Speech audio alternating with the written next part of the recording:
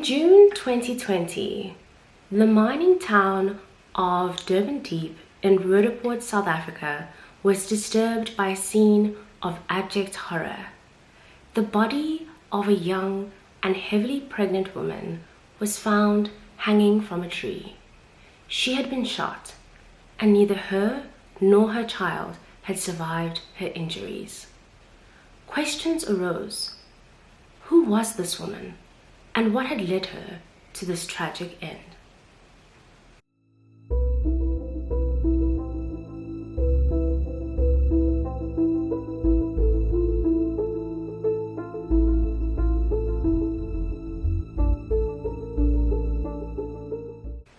Hi guys, I'm Dogozo, and this is True Crime After Dark, which, as the name suggests, is a true crime channel. Before we begin, please note that all information that is presented on this channel has been gathered from publicly available sources. All views that are expressed on this channel constitute my personal opinion and should not be relied on for any purpose. The aim of this video is to inform and to see if there are any lessons we can take from the case that is being discussed.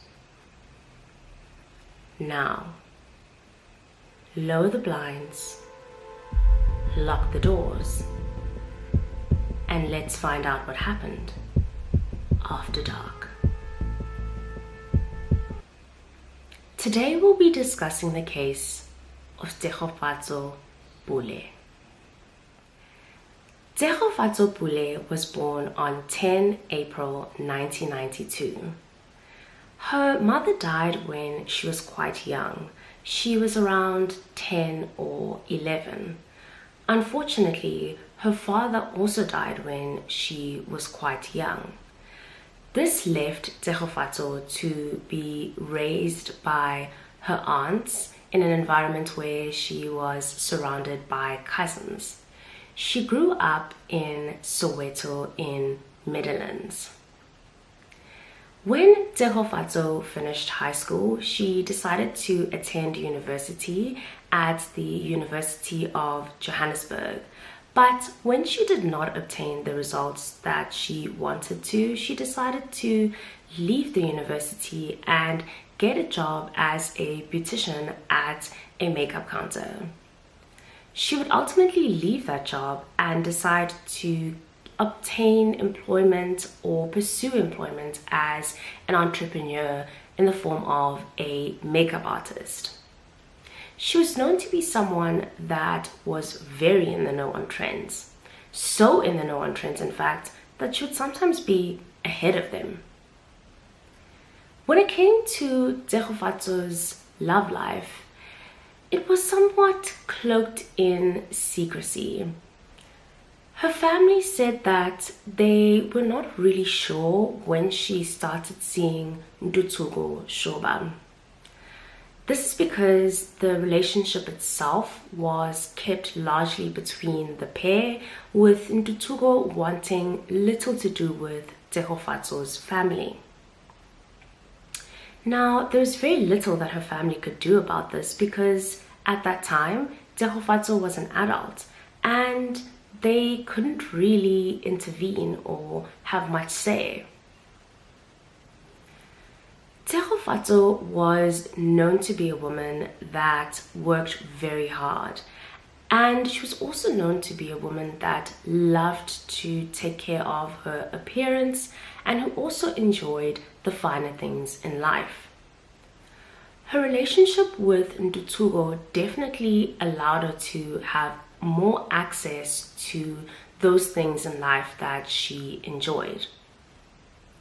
One of her friends, a woman by the name of Tshepiso Tsitsa, indicated that after Tshegofatso left employment as a beautician at the makeup counter, she became financially dependent on Ntuthuko to some extent, and that he would sometimes send money to Tshegofatso through Tshepiso's mobile number.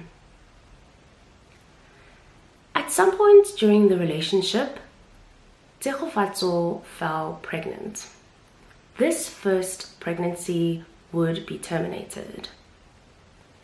As the relationship went on, Tshegofatso once again fell pregnant, and she decided that she would be keeping this child.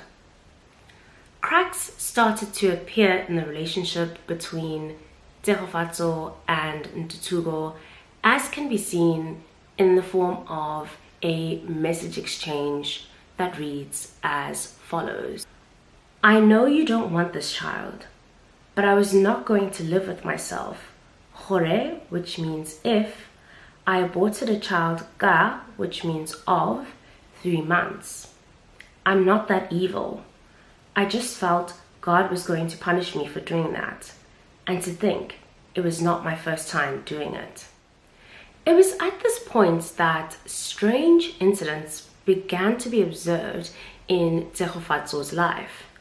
So the first incident occurred when she was still working as a beautician at the makeup counter.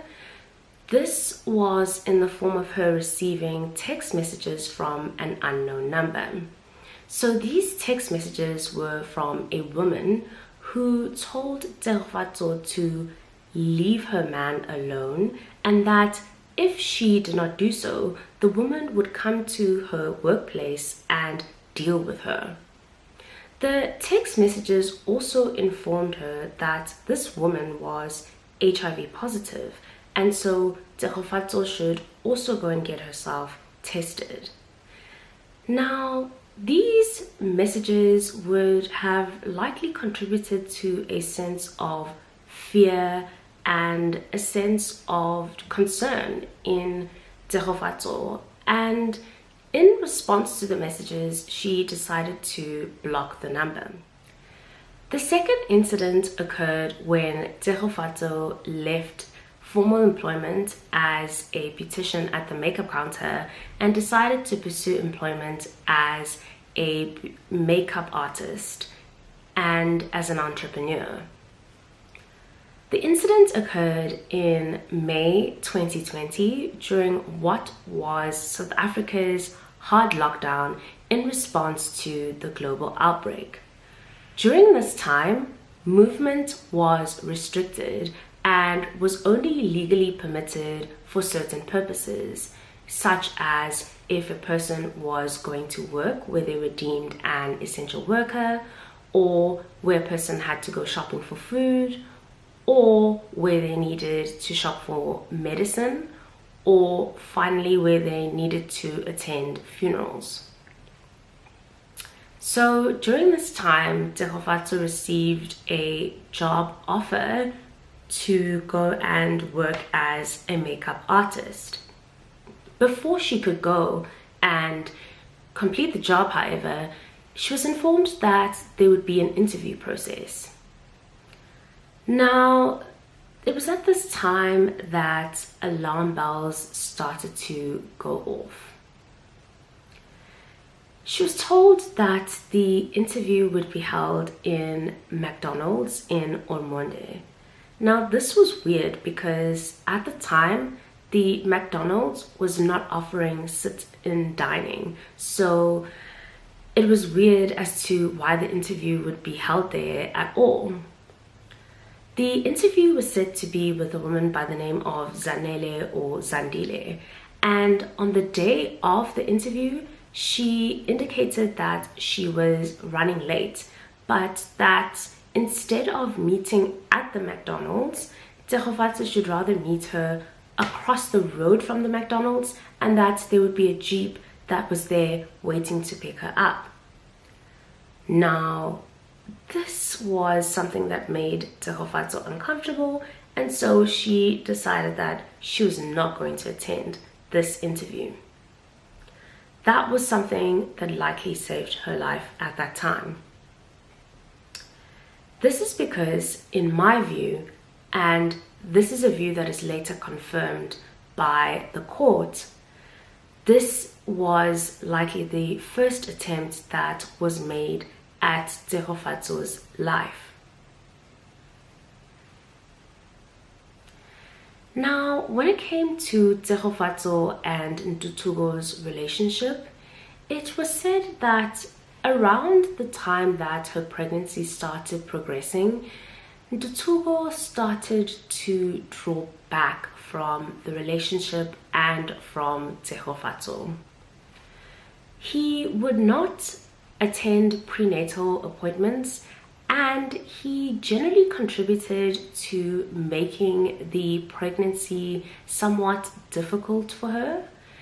This is because he would delay when it came to responding to text messages, and he was generally a person that didn't really participate when it came to the pregnancy.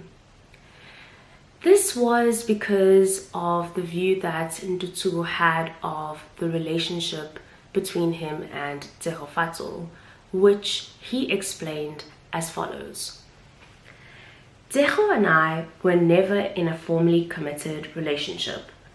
I would say I was in a serious relationship with Moache, and we would bump into each other, hang out, and eventually decide to spend the night together. It was never a very serious relationship. This statement is contradictory to what Tshegofatso's friends and family have to say, and it obviously benefits Ntutugo because it serves to distance him from Tshegofatso, which is something that he, as time goes on, seeks with increasing desire.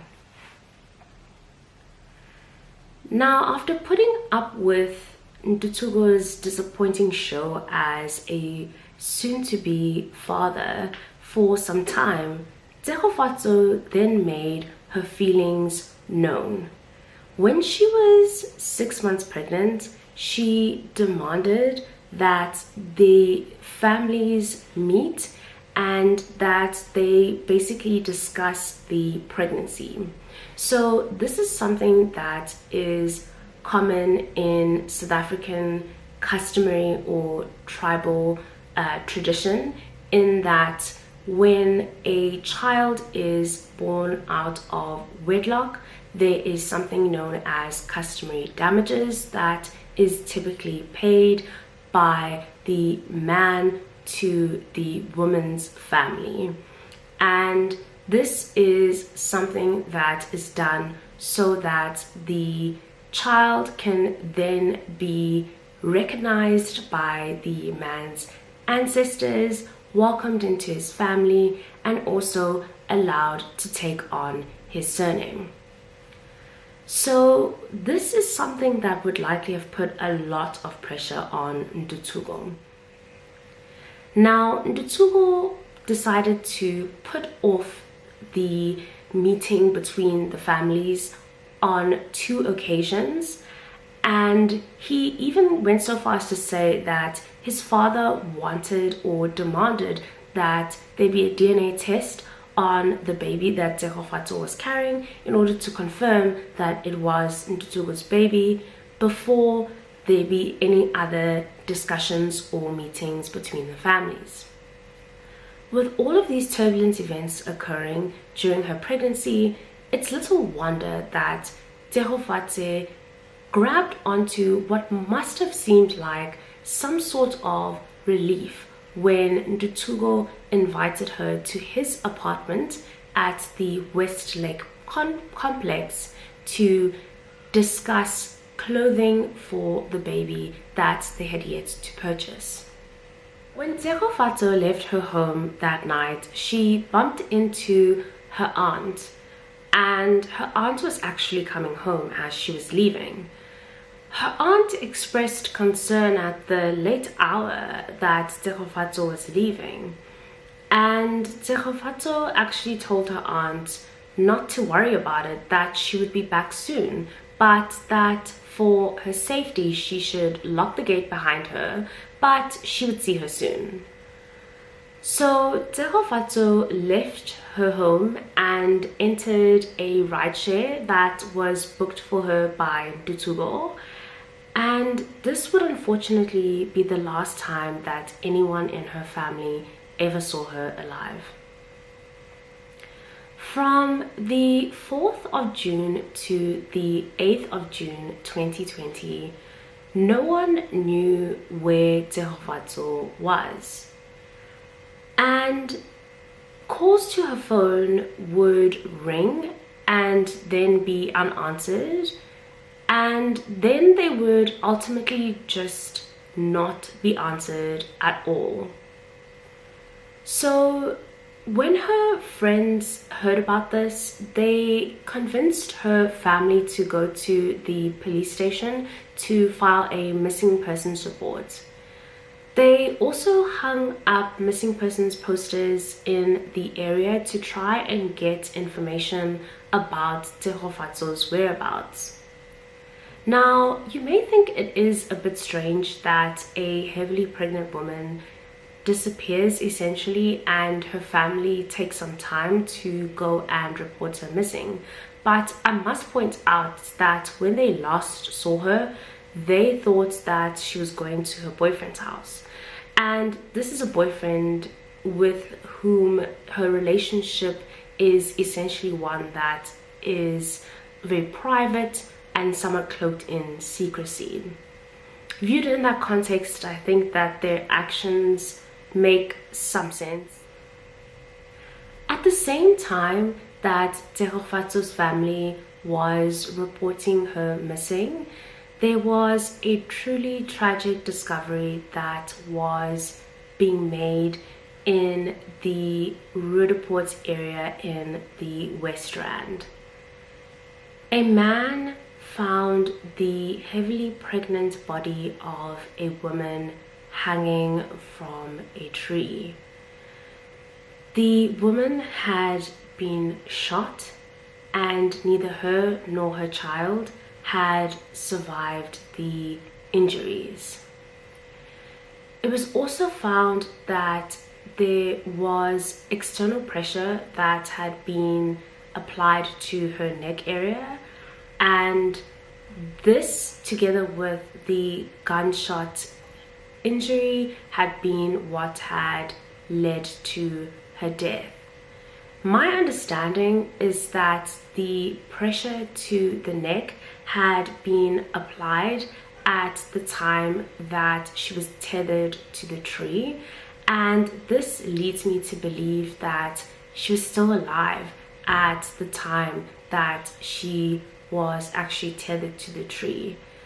This is a thought that is so horrific. It is actually just something that beggars belief. It is so cruel and something that I cannot imagine another human being doing to another.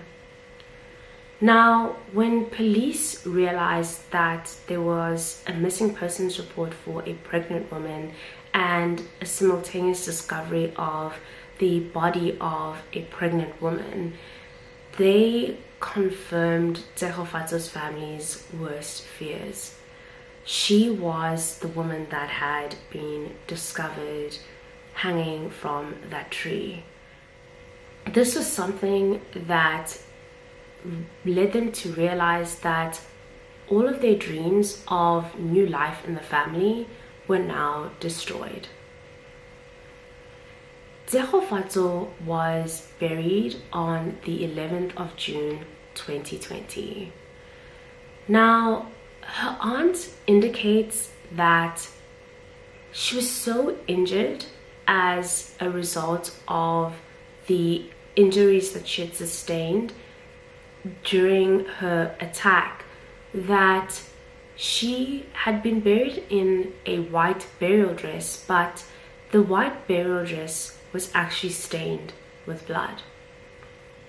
Dutugo did not come to pay his respects at any time prior to the funeral, nor did he attend the funeral itself.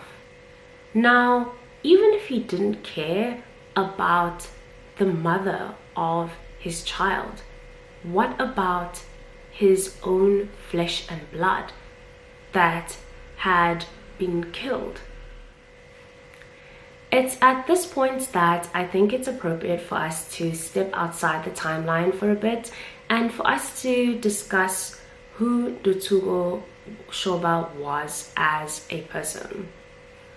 Ndutugo Dogozo Shoba was born in Pimville in Soweto. In 2020, he was a man that was steeped in Johannesburg corporate culture.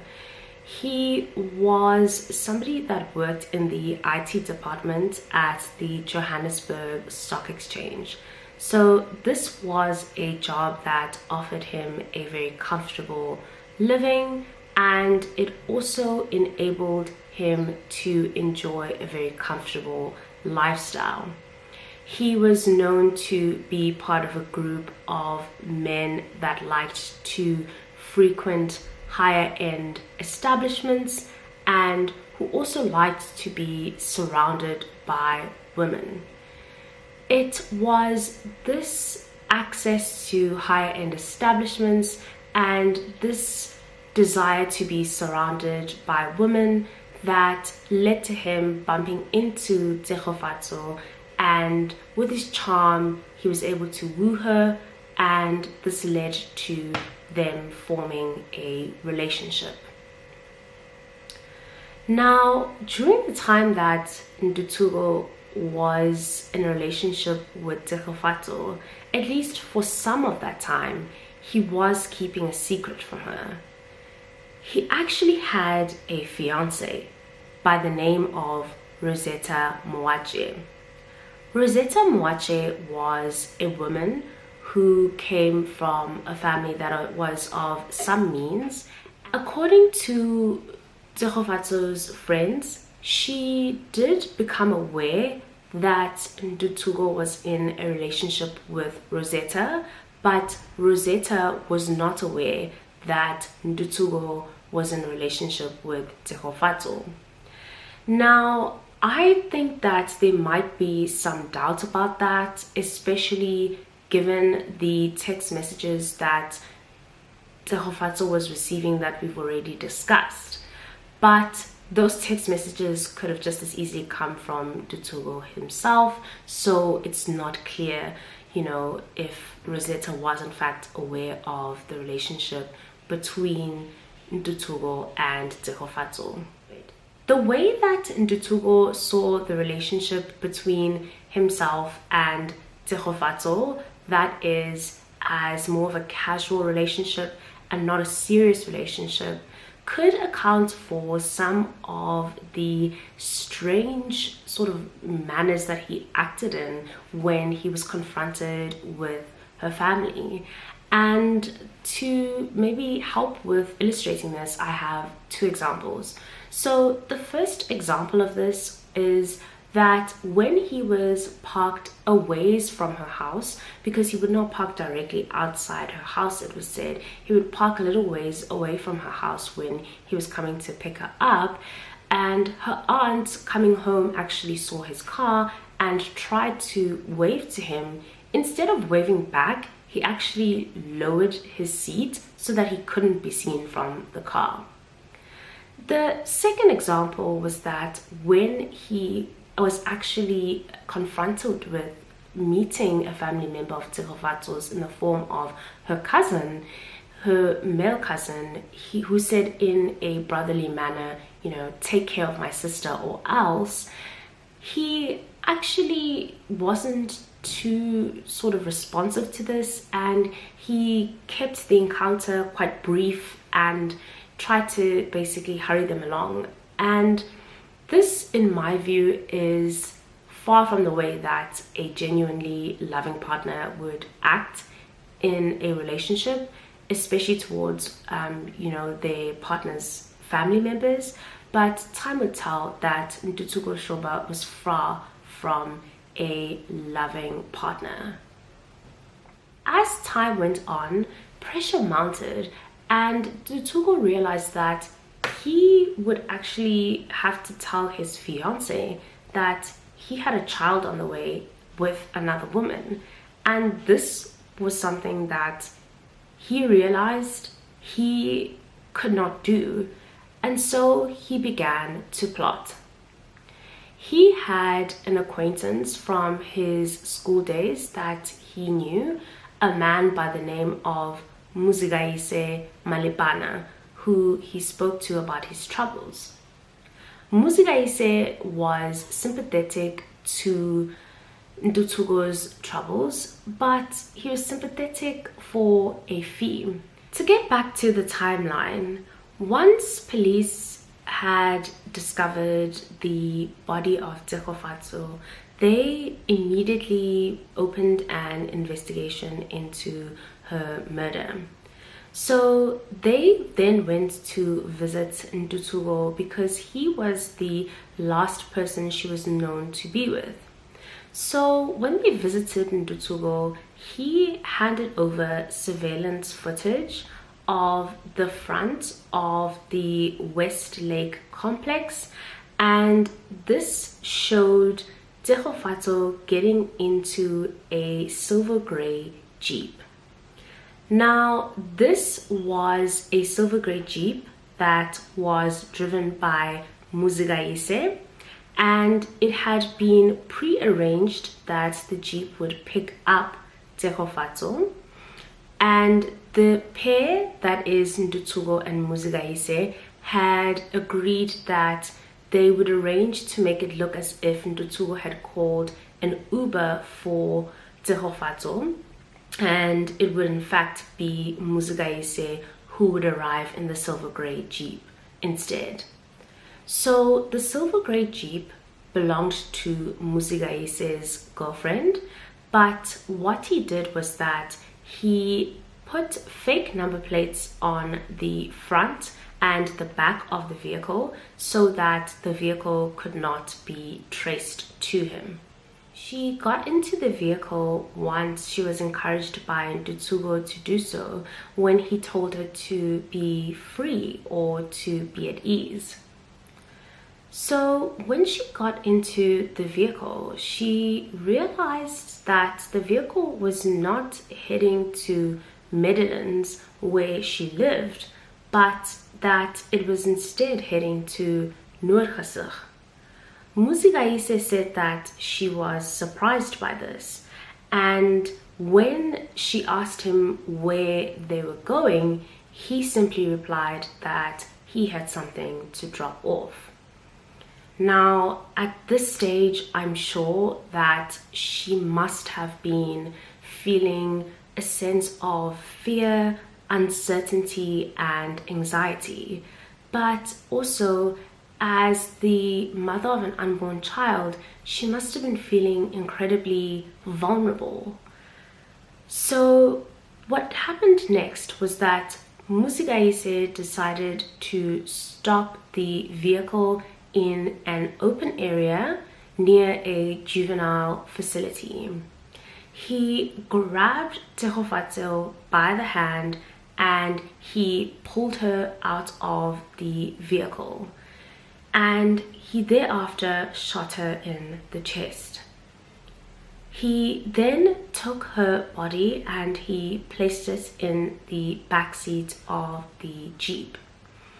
This is when he decided that he had to carry on with the next stage of the plan as had been agreed to, which was staging a hanging. Initially, it had been agreed that Muzigaise would hang Tshegofatso from the Maritzburg Bridge, but when Muzigaise went to look at the area, he decided that it was too busy, and so he decided that he would drive Tshegofatso to that desolate tree in Durban Deep in Roodepoort, where her body was ultimately found. Now, once Muzigaise had completed his task, he called Ndutugo, but Ndutugo did not answer. So Ndutugo then called Muzigaise back and asked him if the job was done, to which Muzigaise replied, yes. Police investigations led them to a camera that was located on Albertina Sisulu Road. The camera showed the silver gray Jeep that was driven by Musigayise, and critically it showed that the fake number plates that had been put onto the back of the silver gray Jeep had fallen off and revealed the true number plates of the vehicle.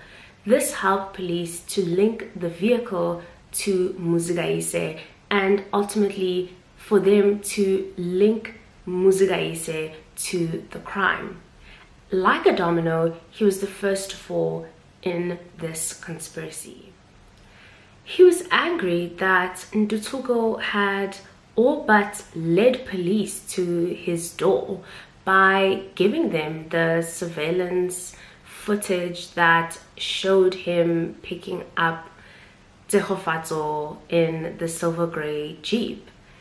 And he basically was linked to the crime through this surveillance footage, as well as the footage that was found on Albertina Sisulu Road. He was arrested on suspicion of Tshegofatso's murder on the 15th of June 2020. So this, together with all of the other evidence that the police and the state had against him, led him to confess to his crime, and he pled guilty to murder, and he was sentenced to 20 years imprisonment for the murder of Tshegofatso. In a move that left many people feeling a range of emotions from anger to disgust, the state decided that they would use Musigayise as their prime witness in their case against Ndutugo.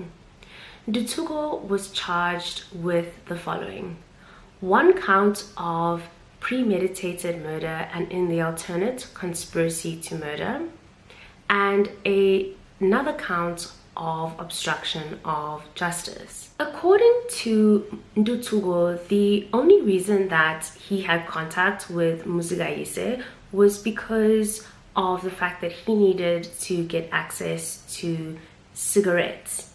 Now, hear me out. In 2020 in South Africa, the sale of certain goods, and this included cigarettes, was restricted for a period of time.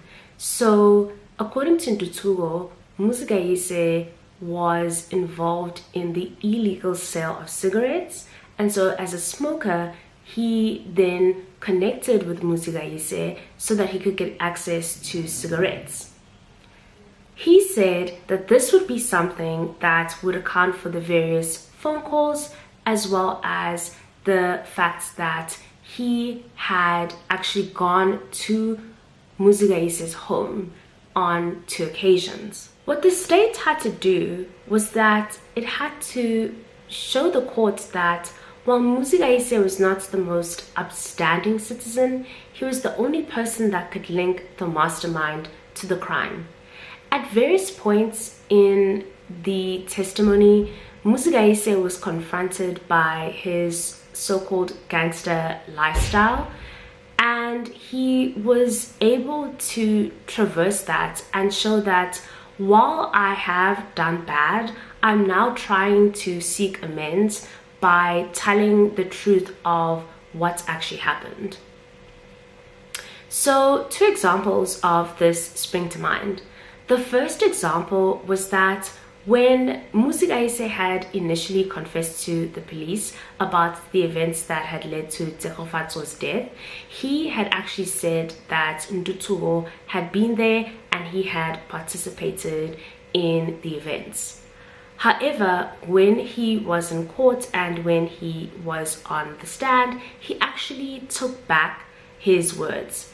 And this obviously showed that he was somebody that was capable of dishonesty, But he actually explained that the reason that this had happened was that he was filled with anger because he felt that Ntuthuko had firstly lied to him, because he had said to him that, you know, the Jeep's number plates and the Jeep in its entirety would not be able to be seen from the Westlake Complex's surveillance camera where Muzigaise was parked. But this was not strictly true. As we know, the Jeep was in fact seen on the surveillance footage, and he was also thrown under the bus by Ntuthuko because Ntuthuko simply handed over the surveillance footage to the police without any fuss, and this led them straight to Muzigaise's door. So in this instance, we see that while he's able to, you know, admit that he's a liar and confront that, you know, he's doing that in a way that is for the good of the case, in that it progresses the case and helps to try and get justice for Tshegofatso. Second, while Ntuthuko tried to paint the meeting between him and Muzigaise as a meeting of chance just for the sale of illegal cigarettes, it actually was not the case. And this was because while Muzigaise was actually involved in the sale of illegal alcohol during 2020, he was never involved in the sale of illegal cigarettes. So that cast doubt on Ntuthuko's story. It also shows that Muzigaise is willing to hold his unscrupulous lifestyle up to the light if it means getting justice for Tshegofatso. Please understand that in drawing this comparison or in making these statements, I'm by no means trying to cast Muzigaise as a sympathetic character. He was the means by which a woman's life was taken, and all for the measly sum of 70,000 rand, which is an amount less than $4,000. So what I'm trying to do when I actually talk about this is compare him to Ntuthuko, who up until the end insisted that he was in no way involved and had nothing to do with the death of Tshegofatso. The court, on the other hand, found that there were some questions or some facts for which Ntuthuko could not account.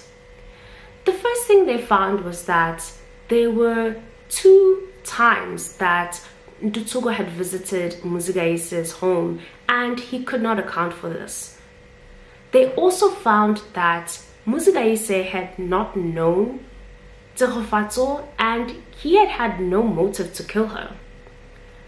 They finally found that when Tshegofatso had been picked up from the Westlake complex, it was by Muzigaise, yes, but Ntuthuko had been right there, and that was something he couldn't escape or get away from. Phone record evidence also indicated that there was a second phone that was purchased by Ntuthuko to communicate exclusively with Muzigaise. So the way that this phone was linked to Ntuthuko was that they took his known phone and they tracked its activities, and they saw that on 4 separate occasions when his known phone number was engaging in activity, this unknown or burner phone was also engaging in activity at a similar time and a similar place. So what this did is that it served to corroborate that this phone was a phone that belonged to the same person, i.e. Ntuthuko. WhatsApp messages between the couple were also looked at by the court, and they led to the court deeming Ntuthuko to be what was termed emotionally distant. So they said that what he did was that he was somebody who was making the pregnancy rather difficult for Tshegofatso. He would delay in, getting back to her when it came to things like attending doctor's appointments. Yes, he would pay for them, and yes, he would book Ubers where she needed to go to them, but this was all after a lengthy sort of delay, and that added to her frustration. What he did though was that he almost kept her on the line, and he kept her feelings engaged, and this led for her to continue to believe that the pair could reconcile and they could be a family together with a baby. But what he'd then do is he would actually point out that that door or that option was firmly shut. But he was doing this while at the same time still engaging in physical relations with her. According to Dutsugo, on the 4th of June 2020, the couple met at his apartment at the Westlake complex in order to discuss clothing items for the baby that they had yet to get. So he said that Tshegofatso arrived, connected to his Wi-Fi, she made a call to a friend and sent out a few text messages. He then said that the pair had takeout or takeaways for dinner, and then he says that they settled for the evening to watch some TV. But he said that at some point during the evening, Tshegofatso became sulky, and he said that she then announced that her Uber was outside and she was going to be leaving. So this was around 10 p.m. and this is where the surveillance footage from outside the complex comes in handy, because from that surveillance footage it depicts her leaving, and it depicts there being no Uber or no vehicle waiting for her to pick her up and take her home. So this clearly shows that Ntutugo's story has a hole in it, or that he's lying. In any event, it's at this time that what actually happened was that he placed a call to Muzigaise, and it's at this point during the surveillance footage that the Jeep pulling up to the Westlake complex can be seen, and the events that have already been described, where he convinces Tshegofatso to get into the Jeep, take place, and the events that lead to her death are ultimately set into motion. Dutsugo says that when the driver arrived, he approached the driver, but he could not see the driver properly because he was wearing a mask and gloves. Now, this was not odd for 2020. What is odd is that when Dutsugo says that Tshegofatso referred to the driver as sloshed or drunk, he did not find this concerning because he said he thought that the pair seemed to know each other. I don't know about you, but for me, if my girlfriend said that, their Uber driver was sloshed, I would be concerned irrespective of whether my girlfriend was pregnant or not, and irrespective of whether the pair happened to know each other or not. What this does for me is that it just serves as a reminder or something that reveals how truly uncaring and callous Dutsugo was towards Tshegofatso. When the court considered all of the evidence that it had been presented with, it found that Dutsugo was guilty of murder, and it also found that he was the one that had plotted to try and initially murder Tshegofatso by staging a job interview at that McDonald's in Omonde, as we've already discussed.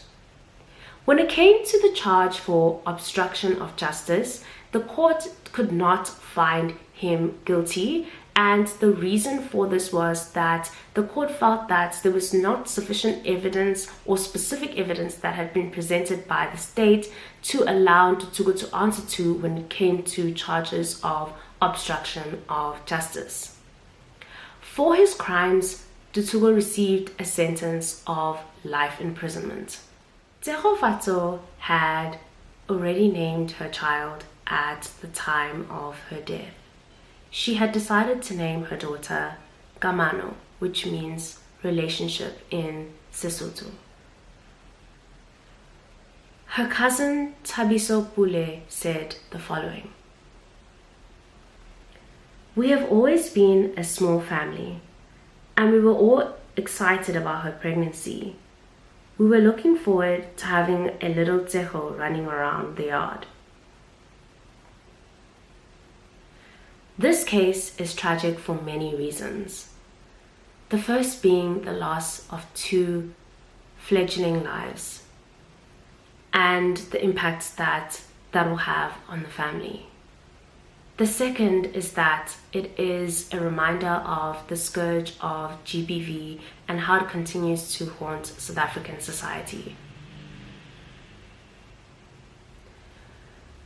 Tshegofatso's family continues to be deeply impacted by the loss of their loved ones.